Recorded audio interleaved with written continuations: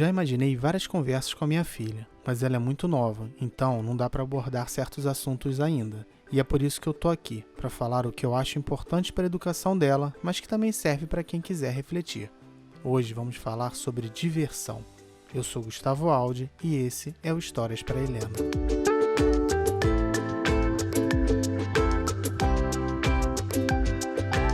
Agora relaxe que já vai começar. Brincar com o filho muitas vezes é a saída que o adulto encontra para brincar sem sentir culpa. Por isso, a gente vê muitos pais empurrando atividades, jogos, brinquedos e filmes para os seus filhos, quando, na verdade, eles estão fazendo para si mesmos. E isso não é um problema. Mas não seria tão mais legal poder nos divertir sem precisar justificar? Helena se amarra em Harry Potter. Quer dizer, eu me amarro em Harry Potter e acabei contaminando a menina. O primeiro filme da série é de 2000. Na época eu estava com 19 anos e nunca ia bem dizer que gostava de um filme para crianças. E se você acha que Harry Potter não é infantil, sinto muito ser eu para te dizer, ele é. De qualquer forma, eu gostei da história e passei a acompanhar os filmes. Só muitos anos depois resolvi ler os livros, mas ainda assim não admitia completamente que gostava e não os comprei, preferi pegar emprestado. Só agora, com a Helena aprendendo a ler, que decidi dar para ela a coleção inteira. Vocês não viram, mas o dar para ela foi entre aspas. Comprei também uma versão ilustrada que tento ler para ela um pouco todos os dias. E quando digo para ela, quero dizer para nós. Muitas atividades divertidas são consideradas coisas de criança. Passei muitos anos aceitando que minha paixão de jogar videogame não era válida para um adulto. Cansei de ouvir as pessoas dizendo que era um passatempo bobo ou comentarem: olha, está feliz como uma criança. Afinal, felicidade é coisa só de criança? Um adulto não pode se divertir sem ser considerado infantil ou fútil? Diversão vem do latim divertere, formado por dir, que quer dizer ao lado, e vertere, que é virar-se, voltar-se. Diversão, então, é um desvio, um afastamento. É se voltar em outra direção em que o propósito é se dirigir a algo agradável ou diferente do normal. Para Ralph Koster, a diversão é definida como uma fonte de prazer. E isso pode acontecer por meio de estímulos físicos, manipulação química direta ou apreciação estética. É o famoso sexo, drogas e rock and roll. Outras pessoas colocam a diversão como uma aversão ao universo. A aversão aqui é uma negação ao comum. E uma das formas de recusar o universo é a diversão. O cinema, por exemplo, é divertido por duas razões. Primeiro, por desviar a atenção da realidade. E segundo, por converter a pessoa em espectadora. É um total isolamento e afastamento da vida ordinária. Ele tira o indivíduo do seu habitat e o coloca em uma fantasia. Steven Johnson define a diversão como um espaço de fantasia e deleite no qual as regras normais foram suspensas e as pessoas se sentem livres para explorar o espontâneo, imprevisível e imensamente criativo trabalho da brincadeira. Ele chama de espaço, mas para mim, se divertir é estar em outro mundo. Toda diversão cria um mundo possível, que se baseia no mundo real. A teoria dos mundos possíveis diz que o universo se compõe por uma variedade de mundos, organizados em termos hierárquicos em volta de um centro, o real. Os mundos possíveis, então, são caminhos que a gente poderia ter tomado no futuro. Já o mundo real é a realidade dos fatos históricos, aquilo que acontece de verdade. A oposição entre mundo real e possível é idealizada de dois modos, absoluto e relativo. Na caracterização absoluta, mundo real é aquele que existe independentemente do indivíduo, enquanto mundos possíveis são produtos da mente humana, como sonhos, desejos, hipóteses e imaginação. Na caracterização relativa, o mundo real é aquele do qual o indivíduo fala e no qual está imerso, e os mundos possíveis são aqueles em que o indivíduo olha de fora, mas que se tornam reais de um ponto de vista interno. A diversão cria um mundo possível, ou faz uso de um, transformando-o em real. Brincar de polícia e ladrão é divertido, pois imagina uma realidade independente e com regras próprias. Ir ao cinema é divertido porque o filme é a materialização de um mundo possível que te tira da realidade ordinária e te coloca para contemplar algo diferente. Johnson diz que a diversão é movida pela surpresa e pela novidade. Mas não somente isso, o suspense também, já que a gente sabe que algo diferente ocorrerá, mas não sabemos como ou quando. Por esse lado, a diversão está muito conectada ao jogo, porque nele a gente também se coloca em um espaço limitado e diferente da vida corriqueira. Nesse caso, o prazer da diversão vem do arrebatamento ou da tensão gerada pela expectativa. Viver uma experiência inédita leva a maior atividade neural e ao aumento da liberação de endorfinas, que excitam os receptores de opioides. E quanto mais esses opioides são estimulados, maior os efeitos de prazer. Na verdade, a experiência de jogar inclui o divertimento, já que é uma atividade destacada do real que te imerge em um mundo alternativo. Mas o prazer no jogo é um pouco mais complexo de entender, e por isso a ideia é ter um episódio exclusivo só para falar dele. O mais importante aqui é perceber a existência de um tempo dedicado à diversão, ao prazer de sair do comum, seja jogando, meditando, comendo e até dormindo. Não é sempre que podemos dispor desse tempo aberto, já que os períodos de lazer estão cada vez mais apertados. A ligação entre diversão e lazer é quase automática, principalmente quando a gente considera o lazer como um período para se divertir. Por outro lado, existe uma relação muito forte entre o lazer e o trabalho. O sociólogo francês Geoffroy Dumazedier separa 4 possíveis definições para o lazer. A primeira diz que o lazer é um estilo de comportamento ligado ao prazer. Não importa a atividade realizada, qualquer coisa pode ser entendida como lazer desde que seja prazerosa. É uma definição muito mais psicológica do que sociológica, já que se refere a interpretações pessoais sobre a ação. A segunda definição restringe o lazer ao período de não trabalho. É todo o tempo que a pessoa tem fora da atividade profissional, mas que ainda inclui obrigações como as políticas, espirituais, domésticas e familiares. A palavra lazer só faz sentido mesmo a partir das sociedades industriais e pós-industriais, porque apenas nelas as obrigações ritualísticas foram liberadas e o trabalho profissional se destacou do restante, separando o tempo livre. O lazer, então, é uma liberação periódica do trabalho para se fazer outras coisas. Ele estaria diretamente relacionado à diminuição da jornada de trabalho ao longo do século XX, mas isso não significa que foi um movimento universal ou que a gente trabalhe menos hoje. Significa que o conceito foi definido em função dessa redução. De maneira nenhuma a gente é conhecido como uma sociedade de bobeira. Tanto que, historicamente, uma grande parte das pessoas que passaram a ter mais tempo sem trabalhar arrumou algum bico ou segundo emprego. Outra possibilidade para ocupar o tempo livre era atividades familiares, que vão desde brincar com os filhos até obrigações do lar. Mas a gente sabe que socialmente as atividades do lar ainda são vistas como majoritariamente femininas. O tempo livre da mulher é mais reduzido do que o do homem para que ela possa cumprir suas obrigações de casa. É triste pensar que a histórica luta feminista por igualdade teve de incluir até a paridade no direito ao lazer. Mas não vamos falar sobre as mulheres agora, elas merecem um episódio exclusivo também. A terceira definição do lazer exclui as obrigações domésticas e familiares, que passam a não serem consideradas mais um lazer. No entanto, as obrigações políticas e espirituais continuaram dentro. A definição que mais acho interessante é a quarta: tempo para realização pessoal e autossatisfação. Depois do cara cumprir todas as obrigações profissionais, familiares, espirituais e políticas, a sociedade deixa que se gaste um tempo para si mesmo. Eu acho interessante, mas um pouco cruel também, porque a diversão fica caracterizada como supérflua, já que não possui caráter obrigatório ou sério e fica atrelada a momentos em que a gente não está fazendo coisas de verdade, como trabalhar. O tempo para se divertir é jogado para os cantos. A gente está tão doutrinado em ver o tempo liberado como oco e que por isso precisa ser preenchido com atividades remuneradas ou profissionais que os divertidos momentos de lazer perderam força como núcleo do tempo livre. Se na década de 70 Dumazedier afirmava que a redução do tempo de trabalho levou a maior parte dos trabalhadores a se ocuparem com atividades de lazer, hoje essa lógica parece ter se perdido.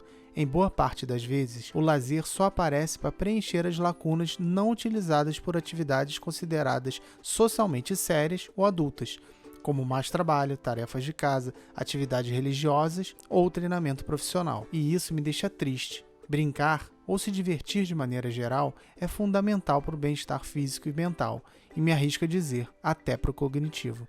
Se divertir é uma necessidade básica do ser humano.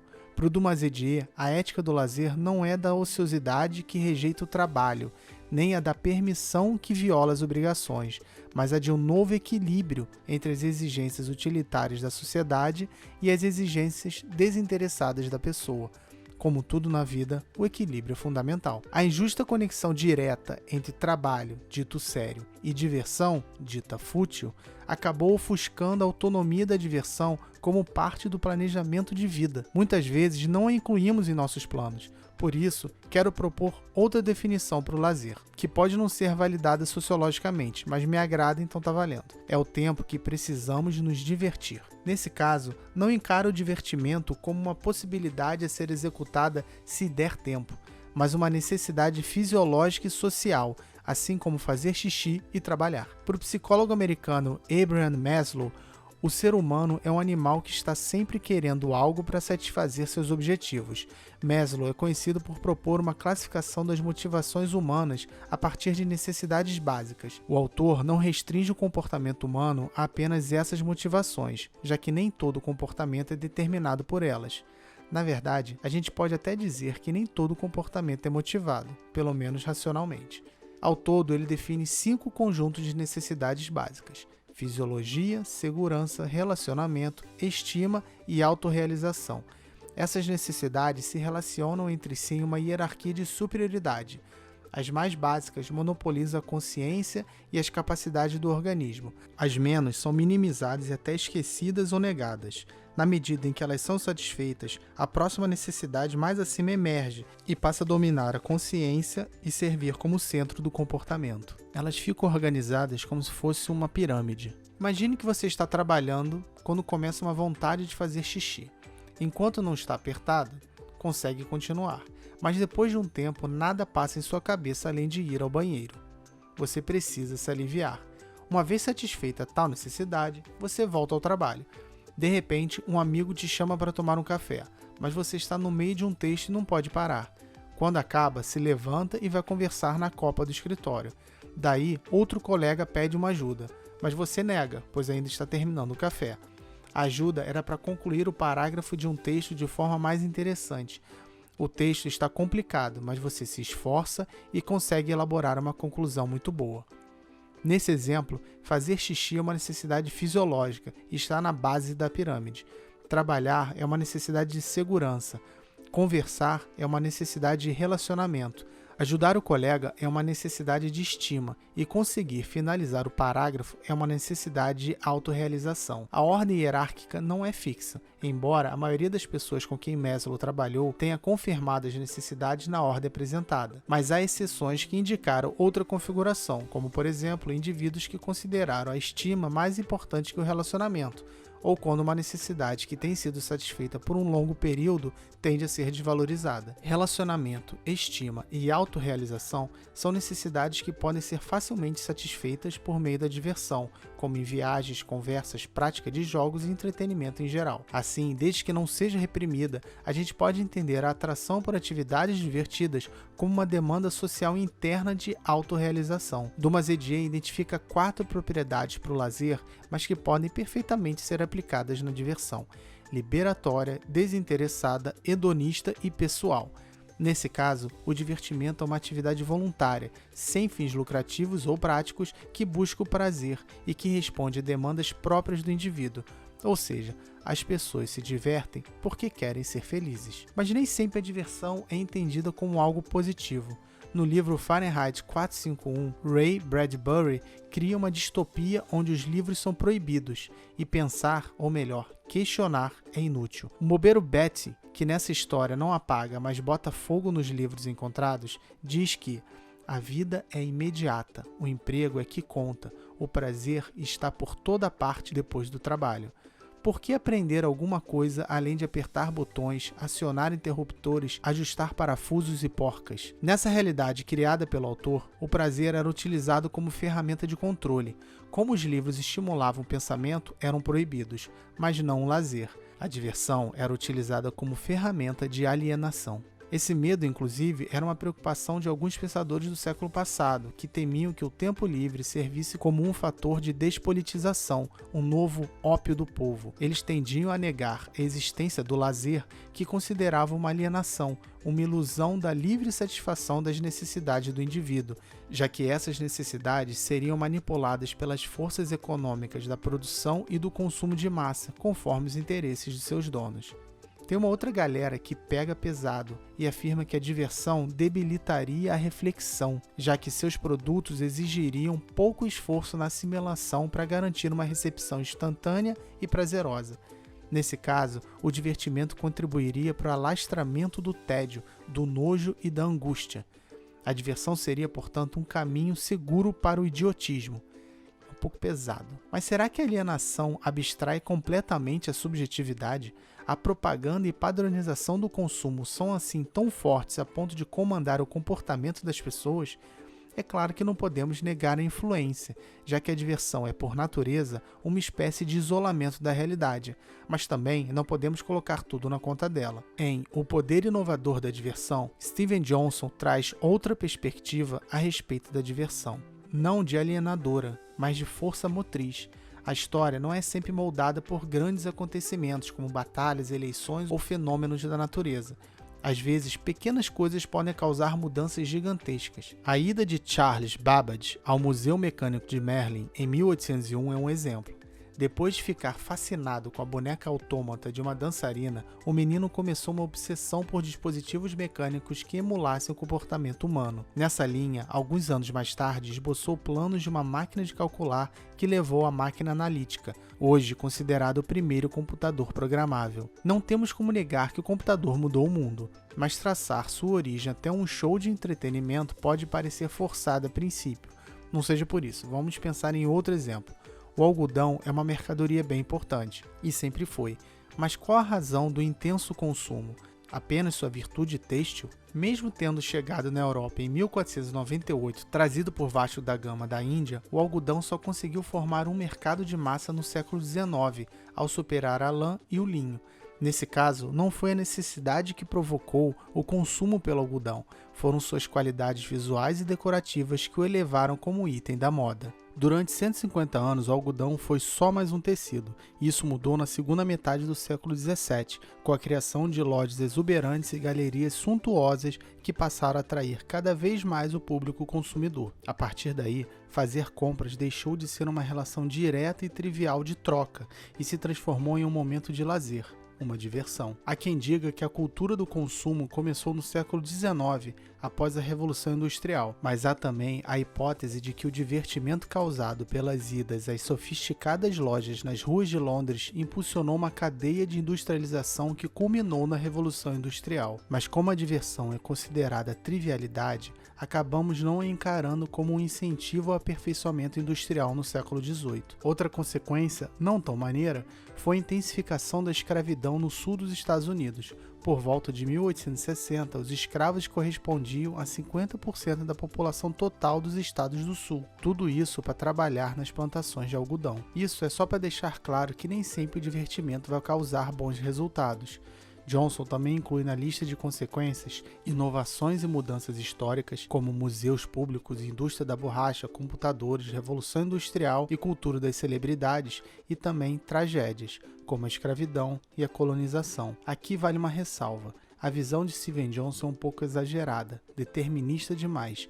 Para ele, a diversão muitas vezes é a causa principal que levou às mudanças. Ao participar de um processo, ela passa a assumir o protagonismo, e não porque mereceu, mas para provar o ponto que o autor quer passar. Mas não se engane, eu concordo com a importância da diversão, só que não tanto quanto ele. E isso ocorre em outros trabalhos também. Ele pega um ponto que acredita e passa a localizá-lo no centro dos acontecimentos, extrapolando seu real poder transformador.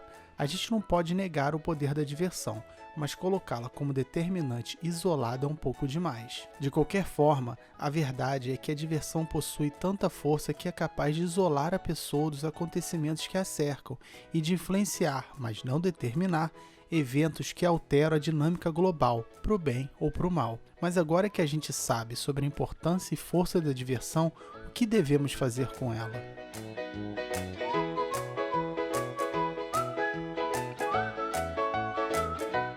Então tá, papai. Mas e eu? Diversão não é coisa só de criança, e muito menos um escape de uma situação ruim ou estressante. É uma necessidade geral, assim como comer e trabalhar. Não existe um limite de idade para diversão. Se não prejudica ninguém, faça, sem vergonha. Ou tenha vergonha, como eu tive por um tempo sobre jogar videogame, mas nunca deixe de fazer mesmo assim. E saiba que com o tempo, tanto você quanto os outros vão perceber esse julgamento apressado e desejar nunca ter perdido tempo com ele. A parada é que, se a pura felicidade parece ser inocência infantil, que seja então. Há um tempo começou uma moda de livros de colorir para adultos. Até então, colorir era coisa de criança, um método de estímulo visual, ou simplesmente uma ferramenta de ocupação para as crianças deixarem seus pais almoçarem em paz. Algumas pessoas condenaram a atividade. Que besteira, síndrome de Peter Pan, não aceito a idade. Enquanto outras compravam os livros com a justificativa de acompanhar os filhos. Cara, a gente não devia ter de inventar desculpas para se divertir. Quer ver? Assistir a 22 marmanjos chutando uma bola pode, mas colorir um desenho, não. Da mesma forma, ficar 12 horas por dia trabalhando é socialmente aceito, mas maratonar uma série da Netflix por 6 horas é coisa de vagabundo. Dentro da sua agenda de compromissos, o tempo para se divertir deve ser tão importante quanto trabalhar, comer ou tomar banho. Mas também a gente não precisa ser radical a ponto de faltar um compromisso de trabalho para ir ao cinema. Saber dosar é extremamente importante. Será que compensa trabalhar muito e se divertir pouco? Ser bem-sucedido é gastar seu tempo trabalhando ou é curtindo a vida com coisas que realmente te elevariam como ser humano? Não estou dizendo que o trabalho não engrandece, mas acredito que o que dignifica o indivíduo não é o trabalho, mas sim ter uma vida virtuosa, no sentido aristotélico, em que ser feliz é agir corretamente e buscar o meio termo e o equilíbrio em situações que poderiam levar a excessos ou deficiências. Muitas vezes transformamos o que seria o meio para ser feliz no objetivo final. Ter um bom trabalho deveria ser, além de uma forma de produzir para a sociedade, um modo para alcançar a diversão. Infelizmente, as pessoas retiram a felicidade daquilo que elas poderiam fazer em função de ter um bom emprego para colocar no simples fato de ter um bom emprego, como se ter sucesso no trabalho fosse a medida para a felicidade. Mas calma, não é minha intenção desvalorizar a satisfação sentida em ter um emprego ou ser promovido, principalmente em momentos de alto desemprego. Mas a gente não deve parar por aí. A felicidade não está na potência, mas na execução. O importante não é ter dinheiro, mas sim o que você vai fazer com ele. E mesmo que você encontre prazer no trabalho, ele nunca deve se confundir com a diversão, com um tempo livre para si. Ter um ofício prazeroso não satisfaz as necessidades sociais, pode até mascará-las numa tentativa de autoconvencimento. Acontece que é no divertimento livre, não preso ao trabalho, que as regras são criadas por você e não impostas por outros. A diversão precisa ser um fim em si mesma, para realmente satisfazer como autorrealização e te impulsionar a romper fronteiras, e não apenas no âmbito externo, como Johnson exemplificou, mas internamente, na sua formação enquanto ser humano. A diversão é algo novo, diferente daquilo que se está acostumado, e essa novidade é entendida como uma surpresa pelo cérebro, que estimula sua repetição como forma de aprendizado e sobrevivência. Por isso, a gente sente prazer ou satisfação na diversão. Atividades divertidas te tiram do lugar comum, da acomodação, e te levam a campos desconhecidos ou não esperados. A diversão nos impulsiona a mudanças, a algo modificado. E é por essa razão que muitas pessoas com mentalidade conservadora lutam contra certos tipos de entretenimento. Elas têm medo de que leve à modificação de costumes que consideram ser imutáveis. Internet, televisão, rádio, cinema, até os livros já foram condenados por levar à perversão do tradicional. Toda nova forma de tecnologia de comunicação já passou pelos olhos acusadores daqueles que preferem manter os paradigmas do que sair da inércia sociocultural. Mas nesse conflito entre manter e transformar, a diversão sempre vencerá, pois faz parte do ser humano buscar a transformação. Nesse caso, a luta não será contra o pensamento conservador ou progressista, mas contra a hipocrisia de aceitar ou estimular apenas aquelas mudanças que interessam e dificultar quaisquer outras. E é por isso que não importa o que você vai ser, conservador ou progressista, desde que seja divertida. Brincar não te fará infantil, fútil, comunista ou fascista, apenas te fará feliz. A ideia era trazer hoje uma amiga minha que trabalha com diversão. Só que sabe como é que é, né? A vida de artista é meio difícil você conciliar com a agenda deles. Então, quem sabe, fica uma próxima, talvez um episódio extra, não sei. Mas para não passar em branco essa parte aqui final do programa, do episódio, eu pensei em listar algumas coisas que me divertem, sozinho ou com alguém, né? Então eu fiz uma lista aqui, não necessariamente ela tá numa ordem de preferência. Eu fui lembrando e jogando no papel. A primeira coisa é jogar videogame. Na verdade, sim, jogar qualquer tipo de jogo, né? Board game, videogame, card game, qualquer coisa. Jogo casual, jogo de celular, essas coisas.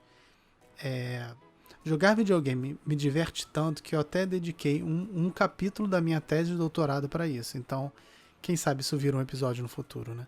Jogar basquete, que poderia entrar em jogar jogos, porque basquete é um jogo, mas como é muito especial para mim, eu faço desde pequeno, eu gosto bastante, eu resolvi deixar ele destacado num item só para ele.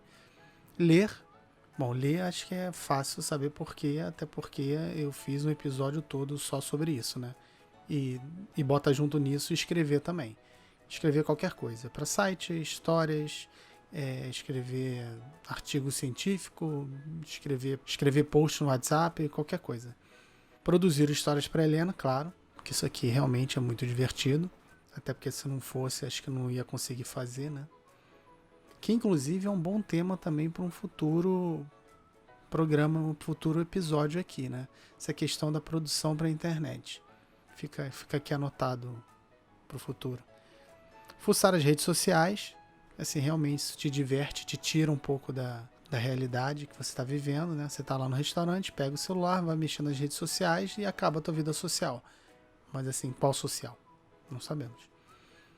Ir ao banheiro, isso é um momento muito especial na vida de uma pessoa, porque o banheiro, pelo menos para mim, é um momento sublime em que ninguém me incomoda. Eu estou num mundo à parte, fazendo o que for, vendo vídeo, mexendo em rede social, jogando joguinho pelo smartphone, o que for, mas ninguém pode me interromper. Não pode nem falar comigo, que eu não respondo ou respondo, sei lá, reclamando. Ver filmes, seriados, vídeos, o que for. Pode ser pela Netflix, cinema, pela televisão normal. Na verdade não, porque eu não vejo mais televisão normal. Netflix, internet e cinema, YouTube também bastante. Dormir, realmente dormir é algo que me diverte bastante. Acho que diverte todo mundo, mas talvez as pessoas não tenham se tocado disso. Conversar com qualquer pessoa, conversar de maneira geral. Eu gosto muito de ouvir os outros, sabe? Eu deixo pra falar no podcast. Brincar, porque não tem como não brincar, né? Tipo, brincar não só eu comigo mesmo, mas brincar com a minha filha, com os amigos. Brincadeiras de maneira geral. Óbvio que tem muito mais coisas que me divertem, né? Tipo, o trabalho às vezes me diverte, não sempre, é mais raro, mas também coisas no trabalho são divertidas. Então essa lista aqui, ela não tá finalizada, ela pode ter muitas outras coisas. Então o que eu queria fazer agora, na verdade, é um pedido para você que está me ouvindo. Se você puder me mandar, ou pelo menos refletir um pouco sobre o que te diverte, o que te deixa feliz, o que te satisfaz, que atividades te deixam satisfeito, manda para mim. Ou pelo menos pensa sobre isso. Que às vezes você vai ver que tem muitas coisas que te deixam feliz, né? Que te divertem de alguma maneira. E seria legal também ver a frequência com que vocês fazem isso. Porque, vamos lá, né? Equilíbrio. Às vezes vocês estão fazendo muito do que não é divertido e pouco do que é divertido. Eu acho que vale parar para pensar nisso. Então é isso. Eu não vou me alongar muito, porque eu sei que o programa já ficou também um pouquinho longo. Aí entra aquela parte que eu fico um pouco sem graça, que é pedir para vocês seguirem as redes sociais, porque na verdade se você tá ouvindo é porque você já segue, né? Mas assim, nunca é demais relembrar que Histórias para Helena tá no Instagram, no Twitter e no Facebook. E o e-mail historiasprahelena@gmail.com. Segue lá nas redes, porque toda vez que tiver novidades eu vou colocando lá. E tem bastante novidade. Acho que o próximo episódio vocês vão entender melhor também por que eu não consegui gravar com essa amiga minha, que as agendas estão um pouquinho complicadas e as coisas estão acontecendo muito rápido aqui em casa. Então é isso aí, um forte abraço e até a próxima.